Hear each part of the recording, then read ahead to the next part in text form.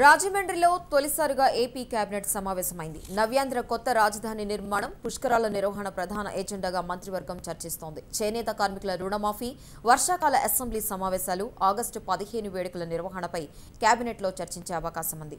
రాజధాని నిర్మాణంలో master developer స్థానంలో అమరావతి డెవలప్మెంట్ పార్ట్నర్ ఎంపిక కసరత్తును కేబినెట్ ఖరారు చేసే అవకాశాలున్నాయి. ఏపీ కేబినెట్ భేటీపై మరింత సమాచారం మా ఇన్పుటేటర్ శ్రీనివాస్ అందిస్తారు.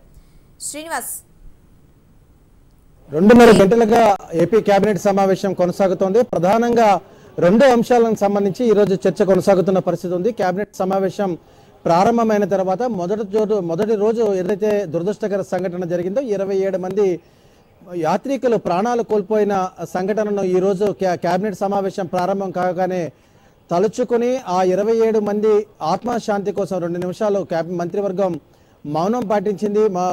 వారి ఆత్మలకు శాంతి కలగాలని ఒక తీర్మానాన్ని కూడా ఆమోదించింది. తర్వాత ఎజెండా అంశానికి వెళ్లిన సందర్భంలో ఇప్పటి వరకు రాజీవ్ స్వగృహ నిర్మాణంలో జరిగిన అవకతవకలపై ప్రధానంగా చర్చించారు. ఇప్పటికే రాష్ట్ర వ్యాప్తంగా జరిగిన రాజీవ్ స్వగృహ నిర్మాణాలకు సంబంధించి పెద్ద ఎత్తున అవకతవకలు జరిగాయి. నిర్ధారణ చేసిన పరిస్థితుల్లో ఎన్ని లక్షల కోట్ల రూపాయలు లేకపోతే లక్షల కోట్ల రూపాయల పెద్ద ఎత్తున అవినీతి జరిగింది అనేది ఒక అంచనాకు వచ్చిన పరిస్థితుల్లో పూర్తి స్థాయిలో ఇది విచారణ జరిపి దీనిలో ఎవరైతే బాధ్యులు ఉన్నారో వారు ఏ స్థాయిలో ఉన్నప్పటికీ ఖచ్చితంగా వారిని శిక్షించాలనేది ఒక నిర్ణయం తీసుకున్నారు. దీంతోపాటు ఎవరైతే ఈ నిధులను దుర్వినియోగం చేశారో వారిపైన రెవెన్యూ రికవరీ యాక్ట్ను ప్రయోగించాలనేది ఇప్పటికే రాష్ట్ర ప్రభుత్వం నిర్ణయం తీసుకుంది. దాని మీద కూడా కేబినెట్లో ఈరోజు చర్చించి కేబినెట్ కూడా దానికి ఆమోదం తెలిపిన పరిస్థితి ఉంది.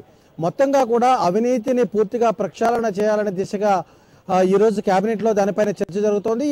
ఈ విషయాన్ని ప్రస్తావించిన తర్వాత ఈ విషయానికి క్లారిటీ వచ్చిన తర్వాత మాత్రమే గృహ నిర్మాణాలకు సంబంధించిన అంశాలలో ముందుకు పోవాలనేది ఈరోజు కేబినెట్ సమావేశంలో ప్రధానంగా చర్చించారు. దీంతోపాటు రాష్ట్రంలో విద్యుత్ సరఫరాకు సంబంధించిన పరిస్థితిపై కూడా కేబినెట్ సమావేశంలో చర్చ జరుగుతోంది. కేబినెట్ సమావేశంలో ఇప్పుడు రాష్ట్రంలో జరుగుతున్న విద్యుత్ ఉత్పత్తి ఎంతవరకు ఉంది, విద్యుత్ వినియోగం ఎంతవరకు ఉంది, ఈ రెండింటిని బ్యాలెన్స్ చేసేందుకు ఎటువంటి చర్యలు చేపట్టాలనే దానిపై కూడా మంత్రివర్గంలో ప్రధానంగా చర్చిస్తున్నారు. ఖచ్చితంగా బ్యాలెన్స్ చేయాలి. ఇలాగే 24 గంటల విద్యుత్ సరఫరాకు సంబంధించి మనం ఆంధ్రప్రదేశ్ ప్రభుత్వం ఇప్పటికే ప్రజలకు భరోసా ఇచ్చిన నేపథ్యంలో ఖచ్చితంగా దానిని ఇంప్లిమెంట్ చేసేందుకు ఎటువంటి చర్యలు చేపట్టాలనే దానిపై కూడా ఈరోజు కేబినెట్ సమావేశంలో చర్చిస్తున్నారు. దీనికి సంబంధించి కూడా కొన్ని మార్గదర్శకాలను రూపొందించే అవకాశం ఉంది. దీంతోపాటు పుష్కరాలకు సంబంధించిన అంశాలపైన ఇప్పటి వరకు నిర్వహించిన తీరు, రాబోయే ముగింపు రోజున ఎటువంటి చర్యలు చేపట్టాలనే దానిపై కూడా ఈరోజు జరుగుతున్న కేబినెట్ సమావేశంలో చర్చిస్తున్నారు.